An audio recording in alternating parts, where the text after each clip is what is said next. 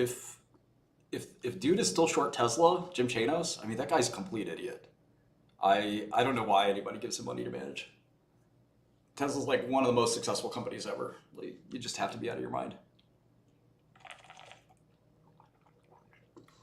I mean, the funny thing about investing is that it's not just a calculation game. And I think that a lot of people misunderstand and misinterpret what I've shown in investing, and I've tried my hardest to change that. Um, that financial modeling and forecasting is an inexact science that only gives you a window into some of the things that the potentialities that could happen. It's almost like Wheeler's many worlds hypothesis. You can't pick only one of these routes will happen. The route could be Cybertruck does really well, and then Optimus does really well. And again, there's 50 or 100 self-driving, all the other variables. And those variables, say n equals 50, there are 50 choose 50 basically permutations that can happen. So it's a huge number of possibilities. It could be 52 to the 50th power, for example. So you can't predict the future, the exact path, but you want to be able to sort of like decide what that path looks like. The problem with investing is that great managers, that is CEOs and founders, take capital that's usually just on the balance sheet and they recycle it to make it shareholder equity. And that's extremely hard to model because you don't know how management's going to do that. Management doesn't know how management's going to do that, right? If you ask Elon Musk, what is the primary source of Tesla earnings 30 years from now? He doesn't know. He's going to figure it out. It may have nothing to do with cars. We don't know. The day I started my drug company, I didn't know what drug was going to be the most valuable drug in our portfolio. 10 years later, I have an answer, but I didn't have an answer then. So, you have to sort of make a bet on management. Now, you also have assets at the company. The assets are worth something. The earnings are worth something. You can value those types of things.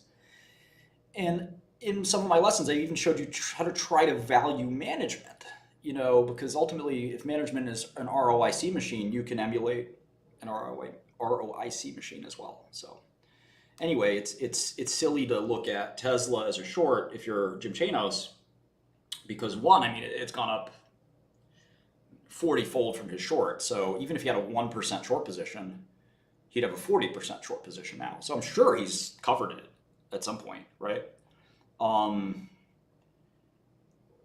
Yeah, if Francisco's right, the intrinsic value of a company is not exactly.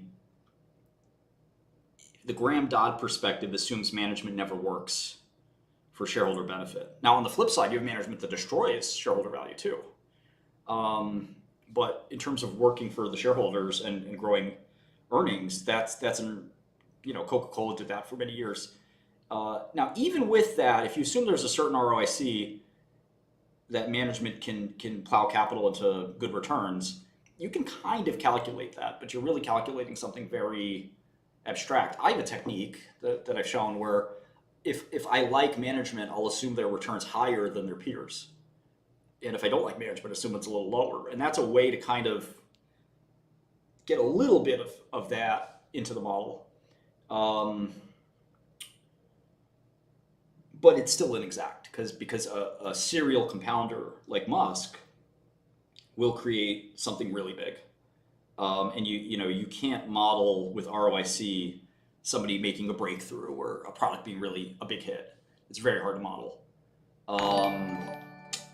So that's what makes investing a challenge, right? It's what makes it difficult. I think, as you guys know, I kind of prefer entrepreneurship to investing, but I do think they're two sides of the same coin. As an entrepreneur, you have to deploy capital as well, right? And deploying capital in employees, you're deploying capital in assets, PP&E. You're deploying capital, including your time and your attention. Those are all things you have to do, and they're very different from buying financial securities. But sometimes you also have to buy financial securities. If you look at Oracle, they buy companies, right? It's very similar to investing. They're kind of a PE firm, right? They're a private equity company, an LBO firm.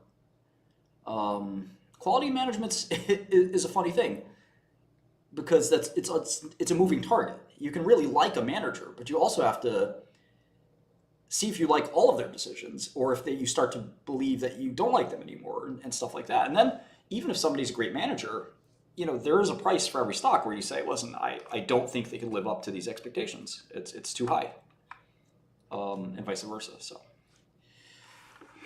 anyway, yeah, I use Streamlabs.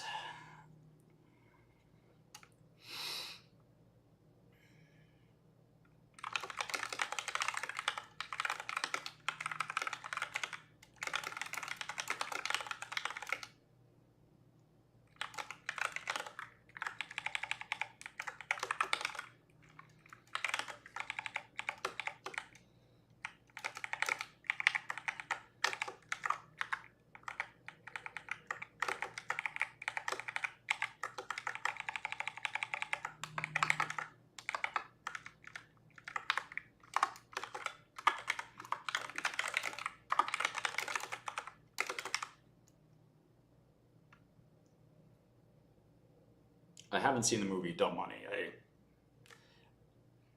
I lived it. I'm a part of it.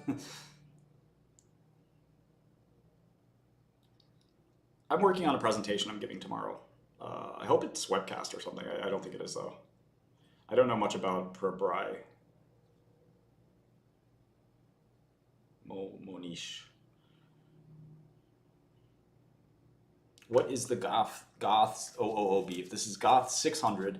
Just some weirdo on Twitter that is anonymous. And to me, like, if you're going to be anonymous and talk shit about people on the internet, you're going to have to own it at some point. And that's just, if you've been watching me for years, you kind of know how I roll.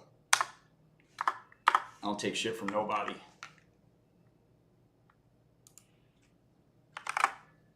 You've seen me send Predator drones after people, right? Have you seen those YouTubes where I call up a pilot and he's like, Predator drone strike, I'm dialing it in.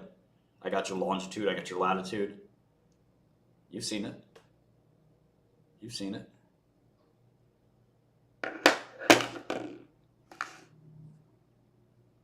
Yeah. I asked them, they've neutralized the target. I called them up. I said, do you know what a Hellfire missile is? They're like, no, what's that? It's like, it's a 40,000 pound payload that will soon be descending on your 4235 longitude latitude. Is this where you live? They're like, what? How'd you find that out? I said, you don't have to worry about that. Right now, you have to worry about getting out of the radius, the blast radius, which you have no hope of doing.